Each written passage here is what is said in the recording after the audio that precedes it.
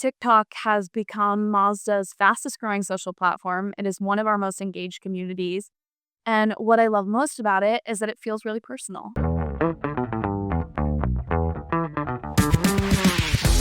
Hey Emily, welcome to the show. How are you? I am well. How are you? Good. It's Q4, so you know how it is. This period of the year is busy.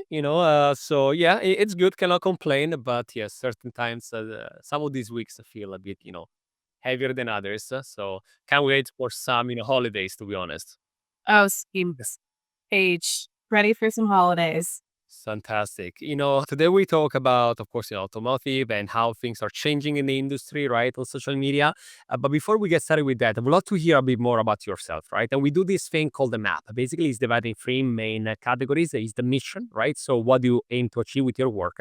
Achievements, something that you're like proud of, could be your career, your life, or both. And the last one would be the purpose. So what do you do, what you do? Awesome. Well, hi, I'm Emily Rutt, and I lead social marketing here at Mazda. Starting with the mission, I think my mission is really to build a social ecosystem that drives meaningful relevance with the brand.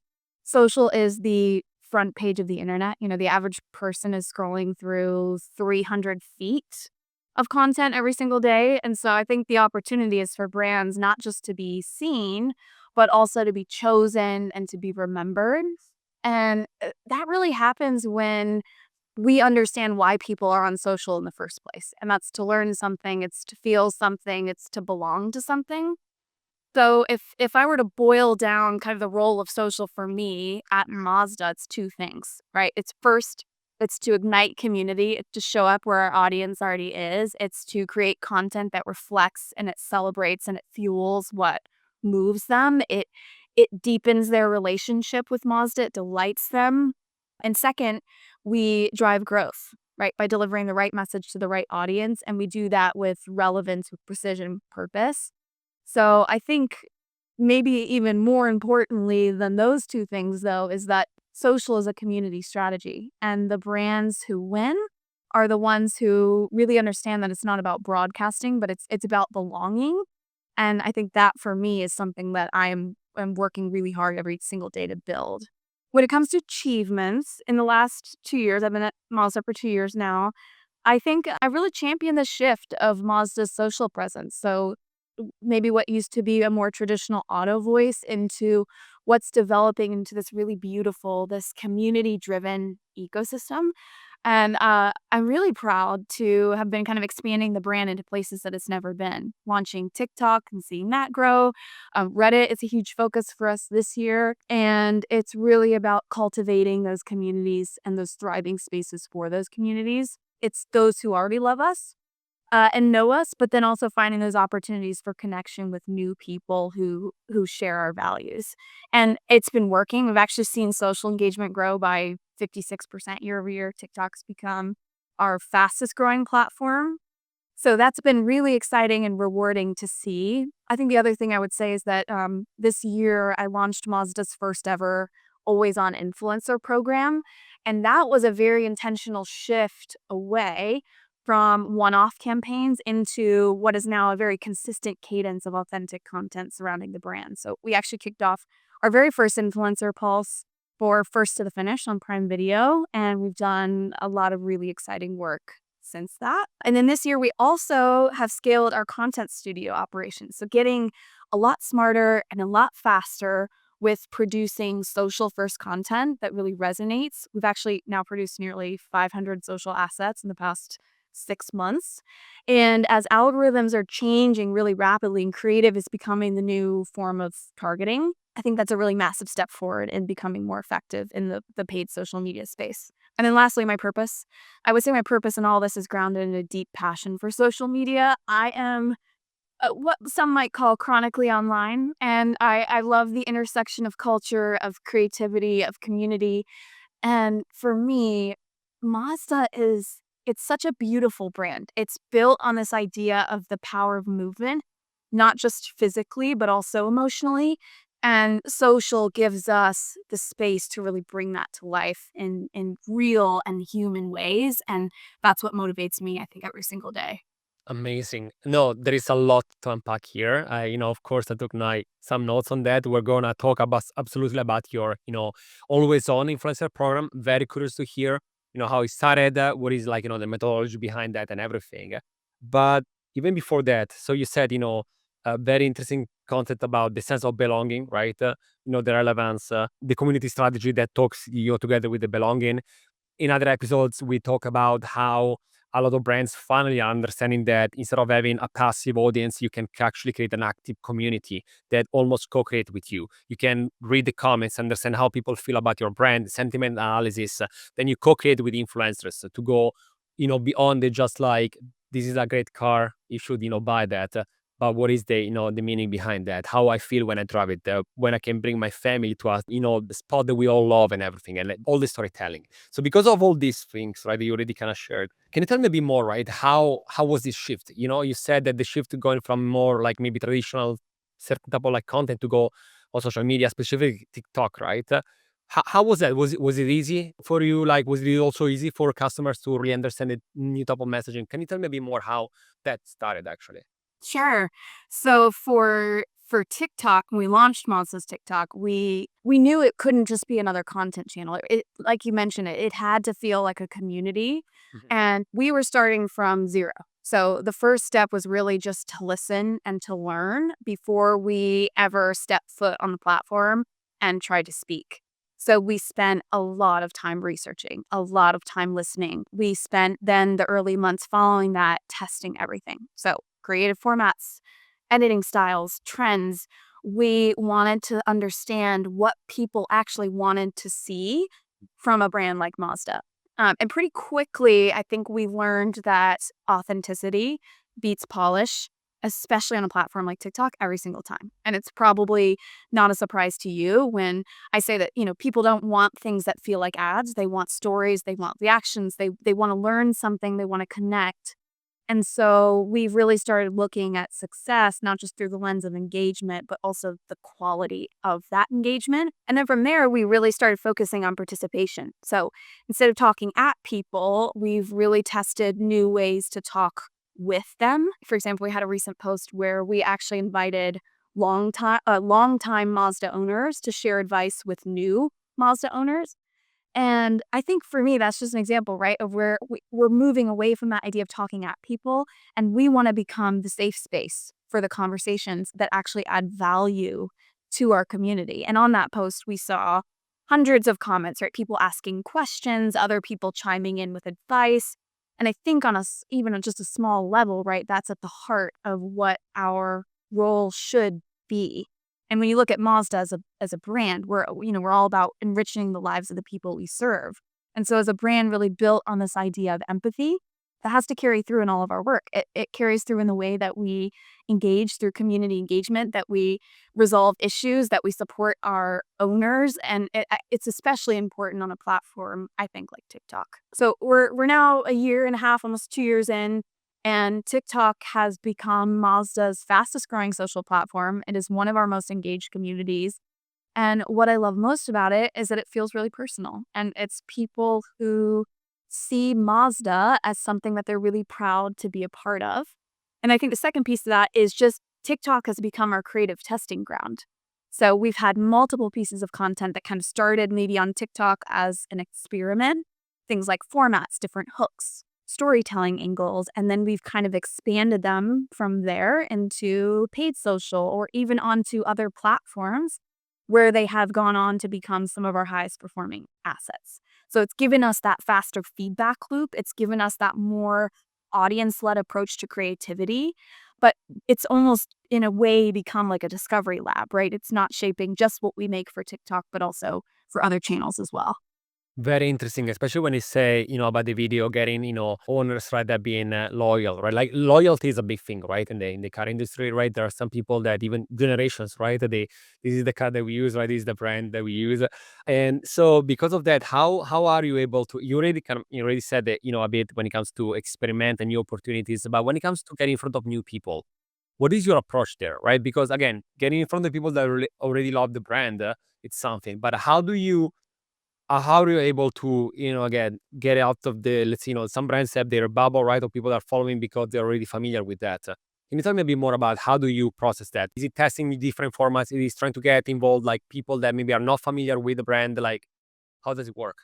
Totally. I think a big piece of that goes into our Always On Influencer program, right? Like our work with creators has evolved quite significantly. And it's been a pretty purposeful shift towards this Always On program that's ultimately driving our business objectives. So I think for us, it's looking at, audiences are they want to hear from people that they trust.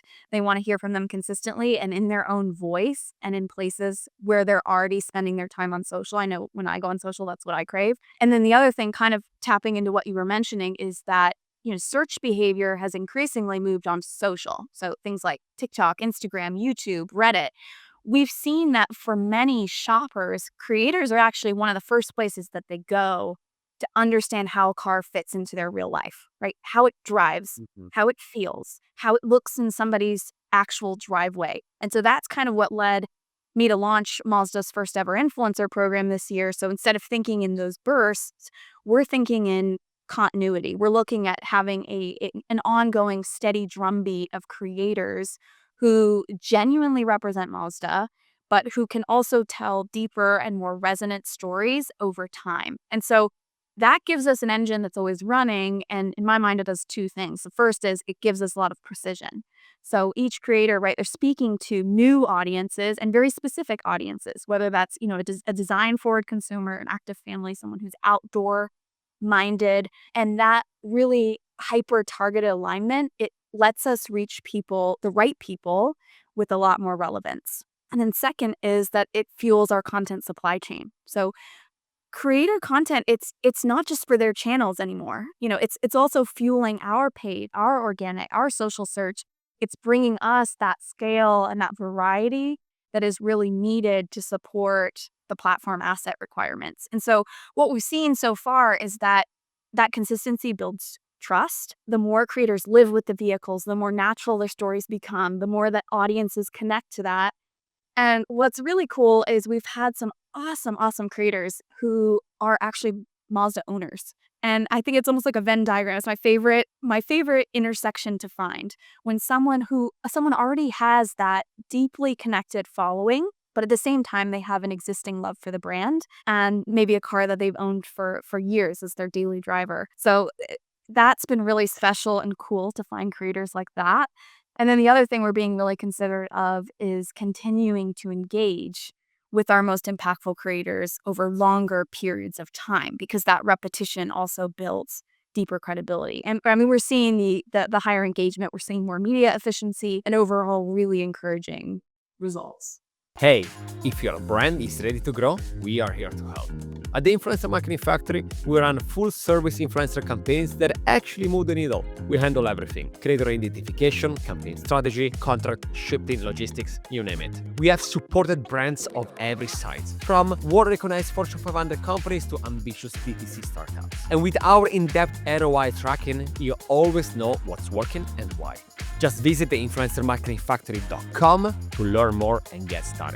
I mean, totally makes sense, especially, back in the day was, with the TV, what was the thing? You had to see the same advertisement like 6, 7 times before it stick. These days also as well, right? That's something that many brands are moving from the one-off to the always on, and also specifically having this idea of having creators that become ambassadors that during the year, they kind of repeat the message maybe with different angles, different point of view, different storytelling, but repeating the message, right? Very important. So my question for you is, how you identify the people, how do you know that these are going to be the right influencers and creators that you can actually really work and trust for, let's say, duration of 1 year? Like, what is the difference for you to finding someone that can do a one-off activity, or activation, sorry, to actually becoming potentially like one of the many faces, right, of the brand that you can again trust and be like, we do have an idea of you, like always on, this is what we can do together for the year. Like, have you identified certain things? It is about qualitative analysis? Is it quantitative? Is it a mix of things?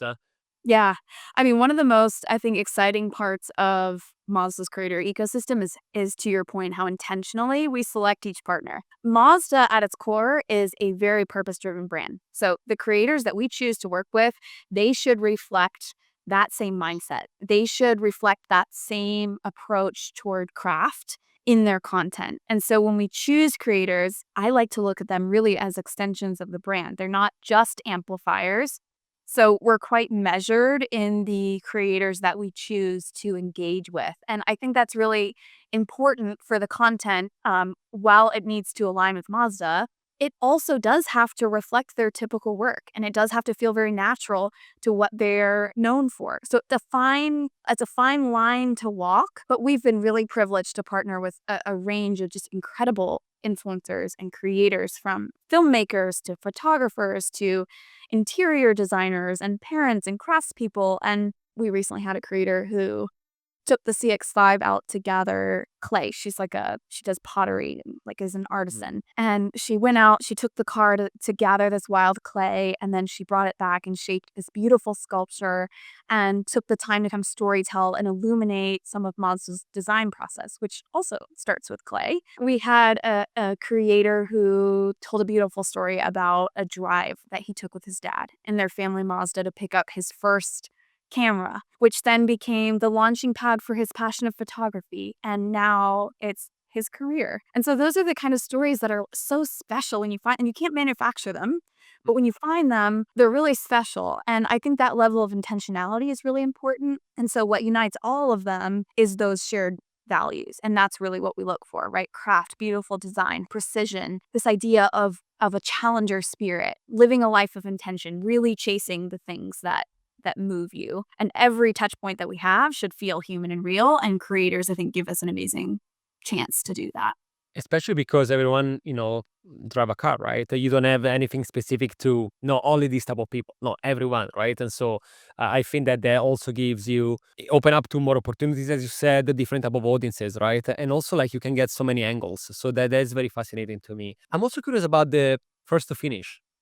Can you also tell me a bit more about like that activation? Like how did you think about that one? Was it different from other things that you did? Also for the people listening, what was that? First of all, right? How did it come to light? And did you learn anything from that that maybe people cannot see, like if they don't know about the behind the scene? Yeah, well, if you haven't seen it, you should go watch it. It was a really exciting moment, I think, for all of us on the Mazda team, because motorsports is at the core of our heritage. And so the docuseries itself, it follows these two incredible female drivers, Heather and Sally, and a team owner, Shay Holbrook. And they are all competing in the Mazda MX-5 Cup Championship. And it really highlights this human side of racing, right? The things like discipline and sacrifice and resilience. And it reinforces that Mazda challenger spirit that I mentioned earlier. And so our influencer strategy for that was really built around amplifying those themes. So we were intentional about partnering with 3 specific creator verticals to support this. We looked at TV reviewers, we looked at female athletes, and then we also looked at motorsports and auto enthusiasts. And each group kind of played a unique role in how the story reached and resonated with their audiences. So our TV reviewers, they really helped break down the series with commentary around the narrative and the characters and the emotional arc. And they brought a little bit more of that context and that plot line that drove a lot of early discovery. But then we saw, some creators like our female athletes, we went for individuals who naturally kind of embodied that same grit and that same discipline as the women who were featured in the show. And they resonated with and could speak to the series through the lens of their own experiences. And I think that was really powerful. And then we also had the motorsports and auto enthusiasts. And those people really had the credibility in the auto and the racing communities. And a lot of them already knew the MX-5 Cup. And so they helped sort of bridge that gap between the entertainment piece and the motorsport piece. And I think across all 3 groups, the through line was really this. It was that creators, they weren't just promoting the docuseries, they were translating it in a really personal way for their audiences. So whether they were leaning into that storytelling around empowerment or a passion for racing, each creator was kind of bringing that human piece of the story to life. And we saw it be incredibly successful. I mean, the Pulse, it generated hundreds of millions of impressions. It drove engagement well above what we'd historically seen. But I think most importantly, it drove conversation, and it brought people to care more deeply about the drivers, the journey, and it brought Mazda to new people in a new and fresh way. And that's why I love influencer marketing and content creators and all the creator economy, right? Because you start with one medium, right? And then you can unpack it, and then you can comment on that video, and then you can do a live reaction to something, and then you can, again, you can tell a story that is not necessarily about just that, product, but is the behind the scene, is the why is emotional for me. Oh, when I was a kid, I do remember that this and that, right? And you can really get with so much, and the sky's the limit when it comes to really get deep in that. And so, we discuss about what you're working on, right? The shift, what is now the Mazda program with influencers, how do you see things on social media? What is the future in your opinion, specifically to the brand, but also the automotive industry? Are we missing anything? Is there anything that you would love to either double down on when it comes to, again, how do we work with creators? Is there any maybe blue ocean opportunity out there that you are excited about? Definitely. I think we're entering a really exciting next chapter for creator partnerships, and I don't think it's going to be slowing down anytime soon. I mean, Mazda, as I mentioned a couple times in this discussion, I mean, Mazda's ethos is really rooted in like craft and emotion and intention. And I think what's interesting is that the creator economy is really moving in that same direction. People don't just want surface content, they want to go deeper. And so there's five things that I would say like I see really shaping our future approach. And the first is the role of creators as cultural amplifiers. And I think one of the most interesting shifts we're seeing is how culture behaves online, right? Like the big moments, they they don't just live in that moment anymore. Like they live in an ecosystem that surrounds it. And we know that content tied to cultural events, it gets a lot more rewatching. It gets a lot more engagement. And that's because of everything that surrounds it, right? Think about you log into TikTok after an event. It's the reactions, the recaps, the explainers, the creator POVs, the community commentary. And I think that's where creators become really powerful, right? Because they add the layers of meaning and interpretation that the audiences really want to engage with. So the opportunity for us, I think, is not just to use creators to amplify the main moment, but to add and expand to it, to create that richer, almost richer narrative world around whatever that hero moment is that people want to rewatch, they want to remix, and they want to talk about. And I think connected to that is second point, maybe kind of connected, is creators who sit on the edge of our category, I think are going to matter a lot more. People aren't just watching car content, right? And we've even seen that through some of the activations that we've already done. And for Mazda, it's not about being everywhere and everything to everyone. It's really about trying to connect with the parts of culture that reflect who we are and reaching growth audiences who have the potential to move with the brand. So I think creators are a lever that we can pull to bring people into some of those adjacent, like emotional worlds where people see themselves, their aspirations, their tastes, their fandoms. And so I think a lot of success will come from meaningfully engaging creators who sit in those peripheral communities but who share our values. I would say the third thing is the rise of BTS and functional storytelling. I mean, we're already seeing some of this, right? Like audiences don't just want the final product. They want to see everything that went into it. They want a peek behind the scenes. And so I think this is an area where Mazda does have a natural advantage with craftsmanship at so much at the core of who we are. When creators take people behind the curtain into the design process or even into the lived experience of driving a Mazda, it feels really authentic. And I think we'll see a lot of creators going much deeper in ways that feel both emotional and practical. And I think helping people understand the why behind Mazda, not just the what that we sell. That's really key to building trust. I think we're going to see a lot more long form, a lot more substance. Short form, it's always going to be important for discovery. It's fast, it's snackable. It's how people often first encounter ideas.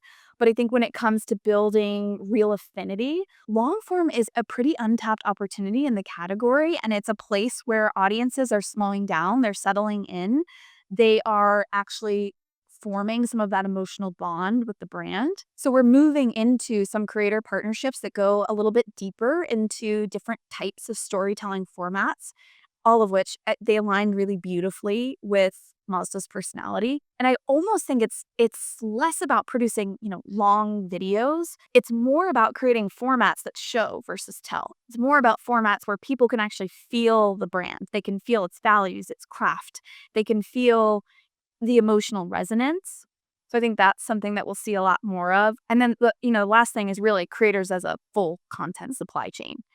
One of the biggest mindset shifts happening right now is recognizing creators not just as a tactic with their own unique audiences, but also as a content engine that powers our customer journey. So I think we're thinking about that journey in the mix of content that we produce, right? It's that spectrum of content. It might be lifestyle and introducing you to the brand, but then there's this, also this unique opportunity. We could have a creator explain the features, or maybe they're breaking down the difference between two vehicles in our portfolio, or, if they're an owner, maybe they're sharing an ownership experience. So it's not just about speaking to different audiences in my mind. It's also about curating those assets to core moments in the journey. How do we make creator more searchable, knowing that that's a behavior that's happening?